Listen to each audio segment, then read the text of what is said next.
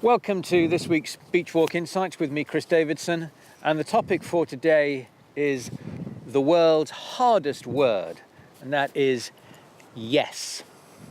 What is it about the word yes that makes it really hard? Well, you see, we get brought up in essentially a pretty negative environment.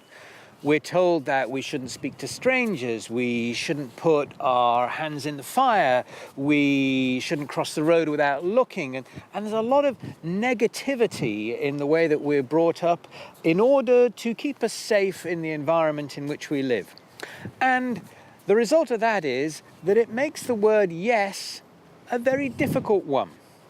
So in business, when somebody comes up with a new idea and they say, hey boss, I want to try this, the easiest thing to do is to say, hang on a minute, I'm not quite sure about that.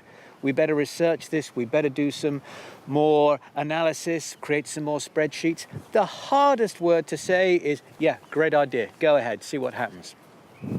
Now, I'd like to introduce you to a good friend of mine, a fellow speaker, John Creamer. You can put his name into your favorite search engine, you'll find him very quickly.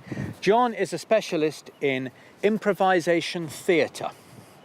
Now, what has improv theatre got to do with the word yes, got to do with business? Well, it's all linked together in that to run improv theatre properly, and I do hope that you'll get in contact with John and go on one of his courses, you'll see that when improv theatre is at its best, ideas come out of the audience or from the other players very quickly, and the only way in which you can really deal with them is to accept them, add something to them, and move them on and give them to someone else in the troupe. And so the whole idea of, oh no, hang on a minute, we better research that, we better think about it, there just isn't time. So improv theatre is a wonderful place in which to experience, in a safe environment, the idea of saying yes, and now what?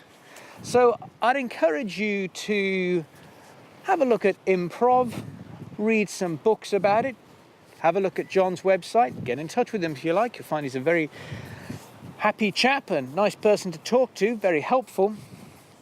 And get used to this idea of just accepting whatever it is that comes over the parapet at you, get hold of it, add something to it, and do something with it. It's much quicker moving on business that way than it is of taking something that comes over the parapets and going, hang on a minute, we better look at this for a while and analyze this to death and decide what to do with it. There just isn't time. There just isn't time. So that's it for this week. Yes, and then what?